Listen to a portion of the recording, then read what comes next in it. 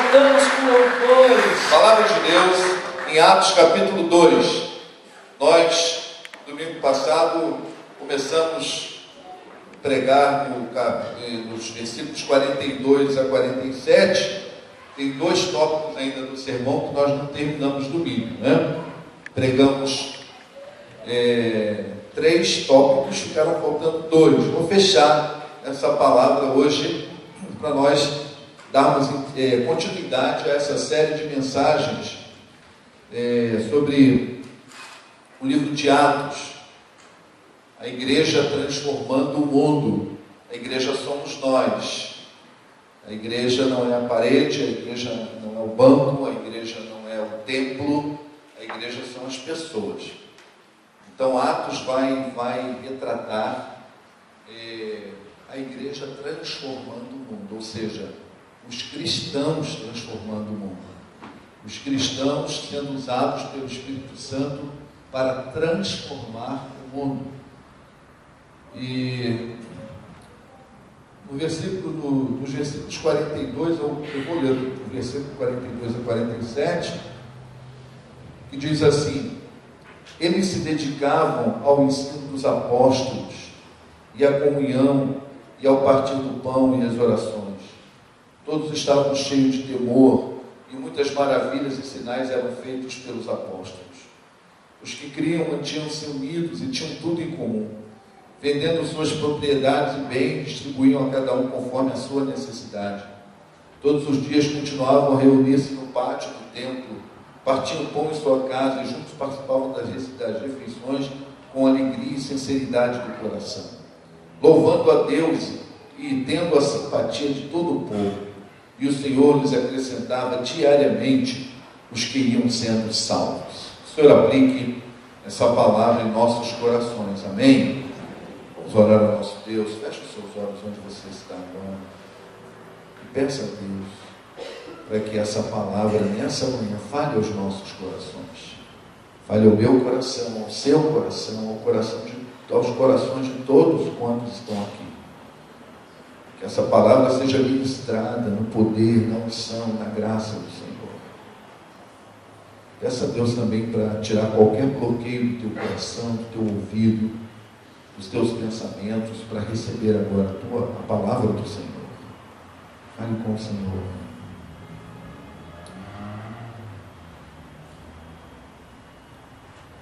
Pai Santo, nosso querido Deus, muito obrigado pela tua palavra, que é pura, que é santa, que é rica, que é poderosa.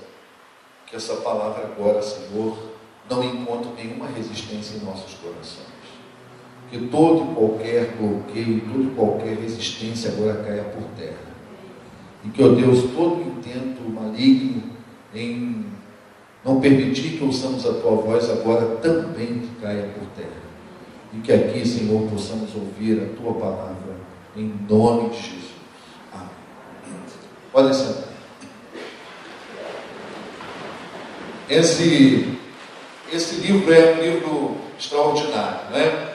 É um livro que, conforme eu já disse para vocês, muitos teólogos acham que o nome certo desse livro deveria ser o livro dos Atos do Espírito Santo. Aqueles crentes revestidos, aqueles cristãos revestidos do Espírito Santo, cheios do Espírito Santo, agora vão começar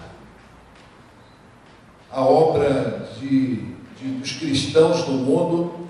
Eles estão implantando a igreja cristã, e agora então, cheios do Espírito Santo, eles vão começar a se reunir agora não mais como 120. Quando Jesus voltou ao Pai, eram mais ou menos 120 discípulos. Aquela ordem que ele deu: vão e façam discípulos. Quando ele disse: olha, vão para Jerusalém, esperem até serem revestidos, eram mais ou menos ali em torno de 120 pessoas. Os 12 apóstolos, mais outros discípulos. Agora, no momento, eram 11, né? Porque um tinha se desviado. Agora, eles não são mais 12, já são em torno de 3.120, porque no dia de Pentecostes, 3.000 se converteram e foram batizados. Essa igreja agora, então, começa, e eles começaram então a se reunir. Esse texto fala sobre o que acontecia, o que começou a acontecer naquela igreja cheia do Espírito Santo. Esse texto é rico. E aí, domingo passado, eu comecei a falar à noite sobre quais são as evidências, quais são as marcas que a gente vê na vida de uma pessoa cheia do Espírito Santo, de uma pessoa transformada pelo Espírito Santo, porque esse deve ser o grande objetivo de cada crente. O grande objetivo de cada crente deve ser esse: ser cheio do Espírito Santo, porque é isso que faz diferença. Nos outros sermões eu já falei sobre isso. O que faz a diferença na vida de uma igreja é o Espírito Santo. É o Espírito Santo. Quanto mais pleno for o Espírito Santo, quanto mais cheia do Espírito Santo, essa igreja, é isso que fará a diferença. A grande diferença é essa. Nós precisamos entender isso. E aqui nesse texto, então, aparecem algumas características, algumas marcas. E eu falei semana passada que esse texto apresenta 3 dedicações que uma pessoa cheia do Espírito Santo tem que se dedicar. Naturalmente se dedicará. Primeiro, diz o texto, que eles se dedicavam ao ensino dos apóstolos. Depois o texto diz que eles se dedicavam à comunhão. E eles se dedicavam à oração. Não pode separar um do outro. Uma igreja cheia do Espírito Santo é composta de crentes que se dedicam aos 3. Não adianta você achar que você tem que se dedicar só à oração, mas você não quer se dedicar à comunhão. Quanto mais isolado, melhor. Quanto mais longe dos outros irmãos, melhor. Quanto mais sozinho, melhor. Isso é uma aberração. Não existe isso. O Espírito Santo, uma vida cheia do Espírito Santo, ela manifesta essas 3 dedicações. Ela se dedica ao ensino da palavra, ela se dedica à comunhão e ela se dedica à oração. Meu querido e minha querida, eu falo isso com todo amor ao seu coração. Se você é uma pessoa que vive se isolando muito, se você não tem muita alegria, está em comunhão com os outros irmãos, você não facilita a comunhão com outros irmãos, você não está buscando a comunhão com os outros irmãos, você precisa ser mais cheio do Espírito Santo. E se você também é aquela pessoa que você quer orar, se marcar um culto aqui de madrugada você vem, se marcar você está se dedicando à oração, mas você também não quer se dedicar ao ensino da palavra, a aprender da palavra, a crescer na palavra, você está precisando ser mais cheio do Espírito Santo. Essas dedicações não podem ser isoladas, elas têm que estar juntas. Diz o texto que aqueles crentes se dedicavam à palavra. Uma igreja, ela tem que ser composta de crentes que queiram aprender. Queiram aprender, meu irmão. Um crente que não quer aprender tem alguma coisa errada, meu irmão.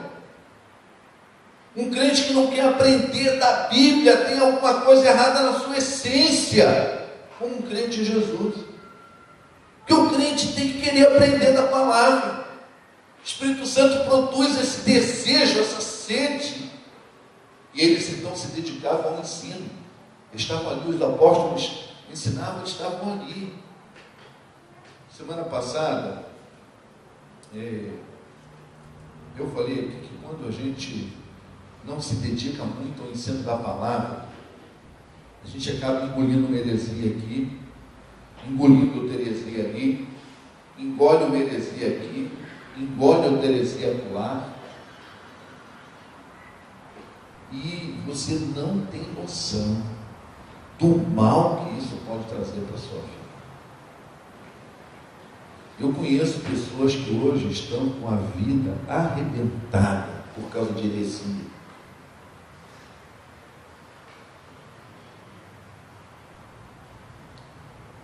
Engole heresia.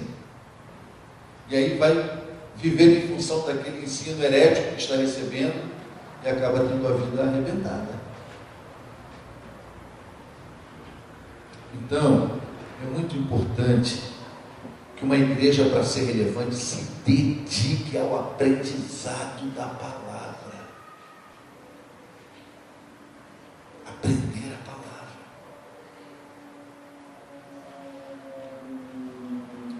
Eles se dedicavam à comunhão. Se dedicar à comunhão. E aí, se dedicar à comunhão se manifesta de 3 maneiras principais. Primeiro, quem se dedica à comunhão desenvolve relacionamentos. Não existe comunhão onde não há relacionamentos significativos. Mas, pastor, a nossa igreja tem em torno de 500 e poucos membros no hall de membros e uns 300 e poucos membros ativos. Como é que eu vou me relacionar com esse número todo de pessoas? Não precisa se relacionar com todo mundo. Você não vai conseguir se relacionar com todo mundo, vai? Não. Então, você use as estratégias que a igreja tem para desenvolver relacionamentos. Uma vez, eu já falei isso aqui, mas não tenho problema em repetir. Uma vez, numa igreja que eu fui pastor, eu fiz uma pesquisa com crentes que estavam na igreja há mais de 20 anos. Quantos amigos significativos você tem nessa igreja? Pessoas com as quais você tem um relacionamento tal que você falaria um segredo seu para ela. Você abriria seu coração para ela. O termo foi esse. Você abriria seu coração. E quem tinha muito, tinha 3.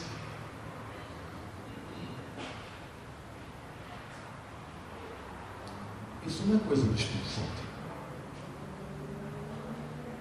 O Espírito Santo, ele diz naquele texto que eles tinham comunhão com o outro. Então, o relacionamento, uma igreja desenvolve relacionamentos, uma igreja marcada pelo Espírito Santo.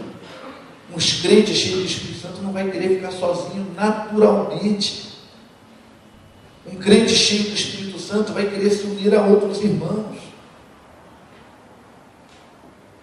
E diz o texto que eles se reuniam no templo juntos, nas casas, no partir do pão. Eles faziam refeições juntas. Não era um relacionamento superficial. Uma das tragédias do cristianismo nesse século é a superficialidade dos relacionamentos. E eu falei semana passada aqui que eles não estavam nem aí para o cardápio, né? Eles comiam juntos, mas não se importavam com o cardápio. Sabe o que acontece? Às vezes a gente se importa demais com cardápios, ou com os cardápios. A gente está tão preocupado com os cardápios da vida, que acaba não se relacionando. Esses clientes não estavam nem aí com o cardápio, eles queriam estar juntos. Então, a segunda coisa que envolve relacionamento é compartilhar. Por que muitas pessoas não se relacionam? Olha bem para mim, deixa eu tirar a tua atenção agora. Por que muitas pessoas não se relacionam? Porque não estão com o coração aberto para compartilhar. Elas só querem sugar. É o crente sanguessuga. Ele só suga, ele só suga, ele só suga, ele só suga. E ele sabe que quando vai se abrir para relacionamento, meu querido, você tem que estar aberto para dar e receber. E muitos não desenvolvem relacionamento porque não querem doar, não querem compartilhar, não querem compartilhar vida, não querem compartilhar amor, não querem compartilhar oração, não querem compartilhar nada, não querem muito menos bens então. E aqui esses crentes, o texto diz que eles compartilhavam bens um com o outro, não havia necessidade entre eles. Chegava ao ponto de vender propriedades. Não pense em vender a sua não é esse que o método não importa. Hoje o método é outro. Naquele tempo eles vendiam por outros motivos, que eu não vou me aprofundar agora, eu já falei em outro sermão. Mas eles compartilhavam bens. Compartilhar bens, compartilhar o que precisasse ser compartilhado. Terceira coisa que se manifesta crentes envolvidos na comunhão é a cooperação. Então, comunhão envolve relacionamentos, envolve compartilhar, envolve cooperar com a obra do Evangelho. Se você não coopera com a igreja, com a obra do Evangelho, com a obra da evangelização, com a obra missionária, se você não coopera com a obra do Evangelho, você está afetando a comunhão, você não está se dedicando à comunhão, porque a comunhão entre os crentes envolve isso, envolve cooperação. Nós fizemos aqui na campanha o Servindo. De manhã vários irmãos saíram de porta em porta dando um jarrinho de flor para as pessoas não crentes e dando uma mensagem em folheto evangelístico. Depois à tarde montamos aqui barraca na frente da igreja, fizemos atendimento médico, atendimento social, jurídico, corte de cabelo, essas coisas todas, brincadeira com as crianças. Que sacrifício para aqueles poucos irmãos que vieram cooperar. Mas se muito mais pessoas estivessem cooperando, nós teríamos ido mais longe. Ao invés de distribuirmos 500 vasinhos de plantas com folheto evangelístico, distribuiremos 1000. Ao invés de termos aqui 100 e poucos atendimentos, talvez tivéssemos mais de 500. Cooperação, isso envolve comunhão. Quando você decide não cooperar, você não está se dedicando à comunhão. Não esqueça que em Atos, ser cheio do Espírito Santo envolve dedicação ao aprendizado da palavra, dedicação à comunhão e dedicação à cooperação com a igreja. Quando você não contribui, você não está cooperando com a expansão da obra do Evangelho. Então está faltando um elemento na sua vida, que é dedicar-se à cooperação.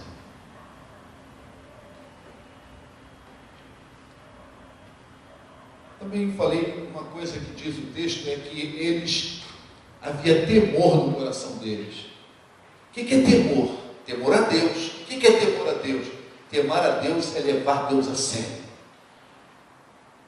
Temer a Deus é levar a sua fé a sério. Eles levavam a fé a sério, levavam as coisas de Deus a sério. Há muita irreverência hoje. Muita irreverência ao Senhor Deus. Meus irmãos, eu vejo crentes compartilhando coisas na internet, curtindo coisas no Facebook, que são verdadeiras irreverências ao nome do nosso Deus. Pense bem.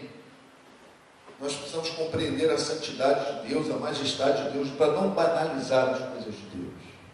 Deus é santo, Deus é majestoso.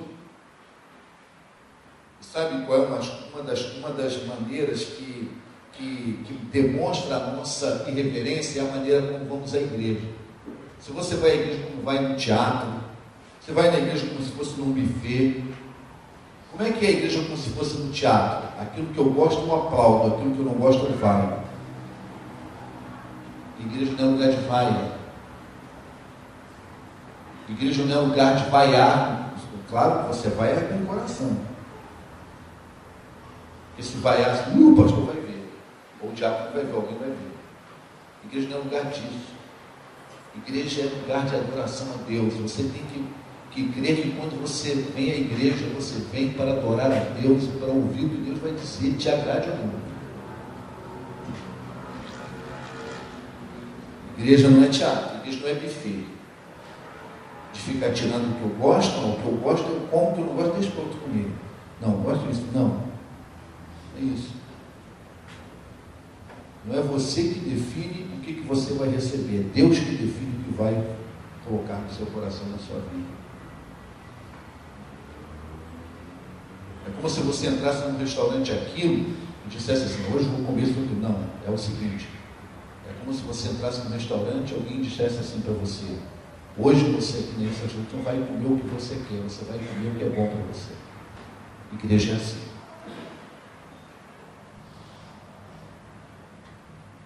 E esse texto diz também, de uma forma maravilhosa, é o que eu vou Eu estou recapitulando para você que a maioria das pessoas, a grande parte não estava aqui, domingo. Mas aí diz esse texto, para hoje, que ali naquela igreja, todos estavam cheios de temor e muitas maravilhas e sinais eram feitos. Agora já é o de hoje. Muitos sinais e maravilhas eram feitos. O que isso quer dizer? É que numa igreja cheia do Espírito Santo, há manifestações visíveis do Senhor. Quando diz que havia maravilhas, não esqueça de uma coisa: milagres aconteceram e sempre vão acontecer, podem acontecer, mas milagres na igreja primitiva significavam uma coisa, milagre hoje significa outra. Na igreja primitiva, o principal objetivo do milagre era ratificar a mensagem do Evangelho. É para dizer às pessoas: olha, tem algo sobrenatural de Deus aí. Por quê? Porque a maioria só sabia que Jesus tinha morrido. A maioria não sabia que Jesus tinha ressuscitado. Porque eles não tinham a Bíblia que nós temos hoje, que conta tudo o que aconteceu. Então, quando a igreja começou a pregar, o milagre tinha uma utilidade muito diferente do que tem hoje. O milagre naquele momento era algo essencial para ratificar a verdade do Evangelho. Vocês estão entendendo? Não estou dizendo com isso que não acontece milagre, não, que eu sou evidência de que existe milagre por eu estar aqui. Mas o milagre ele ganha uma outra conotação ao longo da história do cristianismo, não é? Então, ali os sinais aconteciam, mas o que ele está dizendo aqui? O que nós podemos aplicar numa igreja cheia do Espírito Santo, que as maravilhas e sinais acontecem? Acontece milagre, acontece, mas principalmente quer dizer o seguinte: é que nessa igreja a glória do Senhor se manifesta. Ouvindo aí esses comentários sobre a seleção brasileira, a derrota da nossa linda seleção brasileira, alguns diziam assim: o jogo do Brasil é muito previsível. E por ser muito previsível, o adversário anula fácil. É jogo previsível. Uma igreja vazia do Espírito Santo se torna uma igreja previsível. Você vai na igreja e já sabe tudo o que vai acontecer. Vai acontecer isso, vai acontecer aquilo, vai acontecer aquilo, depois vai acontecer isso, depois vai dizer isso, depois vai acontecer aquilo. Por quê? Porque não há espaço para o sobrenatural de Deus acontecer. Não há espaço para Deus surpreender a igreja. E o que acontecia aqui quando os sinais e maravilhas aconteciam? Quando eles chegavam lá, pensando que iam ver uma coisa, viam outra coisa completamente diferente, porque Deus surpreendia com sinais e maravilhas. O que é um crente? O que é um crente em que as maravilhas de Deus se manifestam na vida dele? É um crente que suas reações não são previsíveis. A reação dele pode ser imprevisível, por quê? Porque tomado pelo Espírito Santo, ele vai reagir de uma forma que jamais reagiria. Um crente em que o raciocínio não é previsível. Ele deixa o Espírito Santo pegá-lo, fazer uma maravilha na vida dele, e o raciocínio dele se torna algo imprevisível, porque foi feito pelo Espírito Santo. Palavras previsíveis. Um crente que não é cheio do Espírito Santo, os sinais de Deus não se maravilham, não se manifestam na vida dele, a palavra dele é previsível. Você vai conversar com ele, é sempre a mesma coisa. Você vai pedir um conselho a ele, é sempre a mesma abobrinha. Você vai falar alguma coisa vazia. Você vai ouvir essa pessoa fazer uma coisa, não tem poder nenhum, é sempre do mesmo jeito, é previsível. Por quê? Porque não, a glória de Deus não está se manifestando, não há sinais de Deus na fala. E a fala é previsível.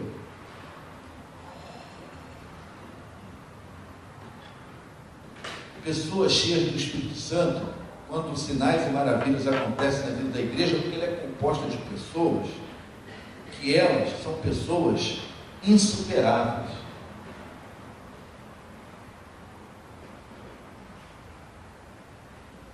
Nada é capaz de fazer com que ou melhor dizendo, elas são pessoas superáveis, cheios do Espírito Santo. Nós podemos superar qualquer coisa. Quando é que uma igreja, sinais e maravilhas não acontecem no meio dela? Quando ela é composta de crentes insuperáveis. Elas têm que ser compostas de crentes superáveis, sim, superados pelo Espírito Santo. O Espírito Santo é capaz de dar força a essa pessoa para superar qualquer coisa. Aquilo que só seria superado pelo Espírito Santo. Uma igreja cheia do Espírito Santo é composta de pessoas que não são vencidas pela realidade. Então vocês prestem atenção, a operação de sinais e maravilhas no meio da igreja é muito mais que milagres de cura. Quando se pensa em sinais e maravilhas, só se pensa em milagres de cura. Milagre de cura, fui curado de câncer, fui curado, uma cura de câncer. É tão importante quanto um raciocínio imprevisível pelo Espírito Santo. É tão importante quanto reações previsíveis se tornarem reações imprevisíveis. É tão importante como palavras previsíveis se tornarem palavras cheias de poder e temperadas com sal. A cura de um aneurisma é tão importante quanto numa igreja tem pessoas que não deixam ser vencidas pela realidade. O Espírito Santo faz com que essas pessoas não se deixem vencer pela realidade. É tão importante quanto. Nosso Deus é um Deus de milagre que intervém na realidade da vida, ajudando, libertando, restaurando. Não se deixe vencer pela realidade. Seja através de sinais, prodígios, pregações, as pessoas acabam se convencendo que há algo diferente. Preste atenção, preste bem atenção. Sinais e maravilhas hoje, a principal aplicação de sinais e maravilhas hoje é na vida do crente. É a pessoa, é o mundo perceber que tem algo diferente em você, e esse algo diferente em você só pode ser de Deus. Só pode ser Deus que está fazendo em você. Se na tua vida não tem nada, se na tua vida não acontece nada que só Deus pode fazer, você é uma pessoa previsível. E um crente em Jesus é imprevisível. Porque o Espírito Santo pode fazer coisas extraordinárias através dele. Coisa que ele jamais teria poder, sabedoria, jamais teria capacidade. O Espírito Santo toma esse crente e faz coisas imprevisíveis.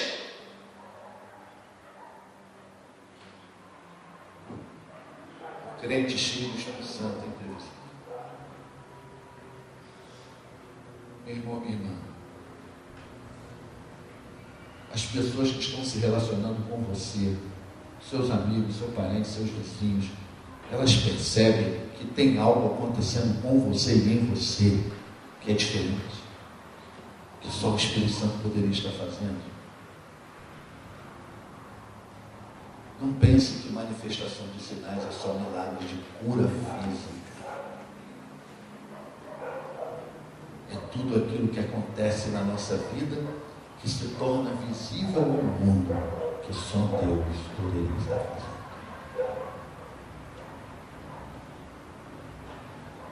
Em último lugar, nessa noite, essa manhã, é o estilo de vida. É o estilo de vida. 46 e 47 fala sobre o estilo de vida daqueles crentes.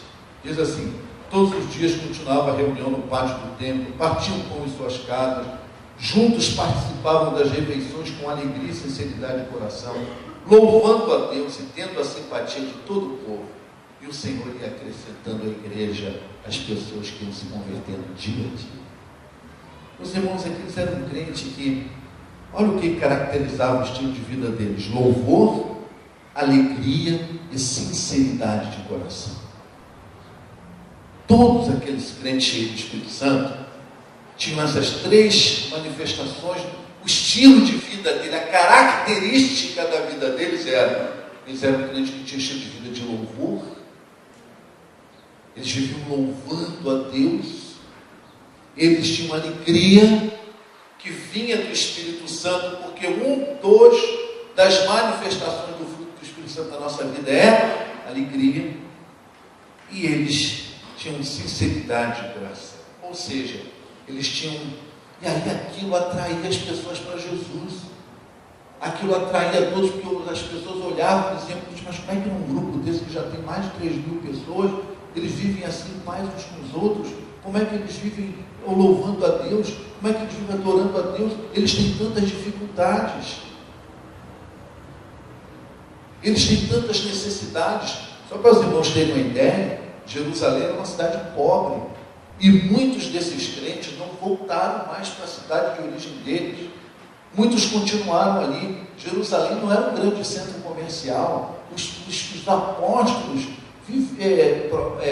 que iniciaram o trabalho, eles viviam de doações, porque não tinha. Eles abandonaram lá o trabalho deles e seguiram Jesus. Eles tinham lutas, eles tinham batalhas, tinham dificuldades, mas eles estavam sempre louvando a Deus, estavam sempre alegres, havia sinceridade de coração neles. Aí sabe o que isso produz? Produz paz. Eles tinham paz.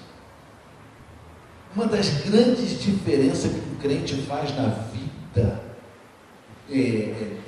onde quer que ele esteja, é quando as pessoas veem que esse crente é uma pessoa cheia de paz. O mundo é um mundo em que as pessoas andam aflitas, as pessoas andam desesperadas, as pessoas, quando uma pessoa olha para você e percebe que você tem paz de Deus reina na sua vida, o Espírito Santo está produzindo paz na sua vida, faz uma diferença danada. Como diziam os cariocas, faz uma diferença danada. Em paz com Deus. O texto diz que havia sinceridade de coração. Sabe o que isso quer dizer? Eles tinham um compromisso com a verdade, mas não eram legalistas. Eles eram santos, mas não eram farisaicos. Eles eram piedosos, mas não eram chatos. Porque tem gente que confunde ser chato. Piedoso não é ser chato. E ninguém gosta de gente chata. Gente chata não atrai. Eles eram santos, mas não eram farisaicos. Tem gente que confunde santidade com farisaísmo, com legalismo. Eles eram comprometidos com a verdade, mas não eram legalistas. Ser comprometido com a verdade não é ser legalista. Então eles eram comprometidos com a verdade, mas não eram legalistas. Eram santos, mas não eram farisaicos. Eles eram piedosos, mas não eram chatos. E assim a igreja, eles eram crentes alegres. Eles eram crentes festivos, mas eram crentes íntegros. Integridade de alma. Tinha integridade de coração. E ali, sabe o que acontecia? Ali acontecia o seguinte: quando eles faziam essas reuniões nas casas, que menciona no texto que nós falamos, eles partiam o pão. Esse partir o pão aqui que o texto menciona, se refere não só ao momento de alimentação, mas ali também eles faziam a ceia. O memorial da ceia da igreja que estava começando era assim: eles reuniam nas casas, e ali nas casas reunidos eles faziam uma refeição. Em determinado momento dessa refeição, eles faziam o memorial da ceia do Senhor. E eles celebravam a ceia do Senhor. Celebravam como? Com alegria, com interesse de coração, com sinceridade de coração. Então é esse que eu quero chamar a atenção, encerrando esse sermão hoje, para nós também participarmos desse memorial como eles chegavam ali para participar. Com integridade de alma, com integridade de coração, com singeleza de coração, diz algumas versões da Bíblia. E eles chegavam com alegria, e ali juntos eles celebravam a morte de Jesus, anunciavam a volta de Jesus, relembravam com muita alegria, mas também com muita integridade, com muita alegria no coração. E é isso que eu quero convidar você nessa noite, nessa manhã. Falei noite 2 vezes. Nessa manhã, quero convidar você nessa manhã a celebrar da mesma forma a ceia do Senhor que nós vamos celebrar agora. E sempre foi um momento muito forte na igreja primitiva. Esse era um momento que a igreja primitiva nunca banalizou. O momento em que eles se reuniam para celebrar o memorial da ceia do Senhor. Era um momento muito importante. Era um momento muito marcante. Era um momento muito significativo, do qual eu devo comparecer com singeleza de coração, com integridade de coração, com sinceridade. Essa singelidade, essa integridade de alma faz com que nesse momento eu faça um exame. Aproveito esse momento, como disse depois o apóstolo Paulo aos Coríntios, mais tarde o apóstolo Paulo vai dizer: olha, aquele que vier participar desse momento, faça um autoexame, examine a si mesmo, e assim coma desse pão, beba desse cálice. Então essa singeleza, essa alegria não me isentam de fazer um autoexame, e de fazer um autoexame para que eu possa aproveitar esse momento em que eu celebro a morte de Cristo, para também me aproximar mais dele, para também fazer com que o Espírito Santo seja mais vivo em mim. Se você, ao fazer um autoexame hoje, você percebe que tem alguma coisa que você diria assim: por causa dessa coisa eu não vou participar da ceia. Não é isso o raciocínio, não é isso que você deve fazer. Você deve sim tomar hoje a decisão de tirar esse impedimento da sua vida. Uma vez um irmão não participou da ceia, chegou para mim e falou: pastor, eu não participei da ceia porque eu estou com o coração muito aborrecido com o irmão tal, e eu não perdoei ainda o irmão tal. Eu disse para aquele irmão: em vez de você não participar da ceia, mude o raciocínio. Você tem que perdoar o seu irmão e participar da ceia.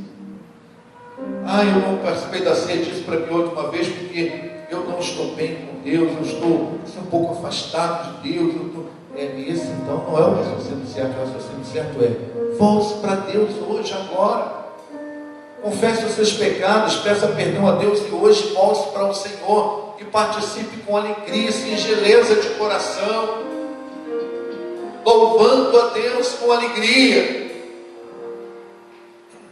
A ceia, apesar de nos reportar ao Calvário, e a gente às vezes se entristece pelo sacrifício de Cristo, mas o sacrifício de Cristo não é para nos entristecer.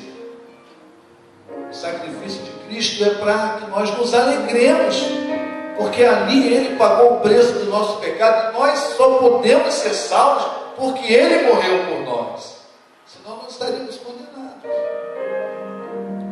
E esse é o momento então de participar com alegria e humildade de coração. Singeleza de coração também significa humildade. Só os humildes mudam, só os humildes se arrependem, só os humildes revêem suas posições, só os humildes dependem de Deus, dos outros. Então vamos participar com alegria, humildade de coração, singeleza de coração.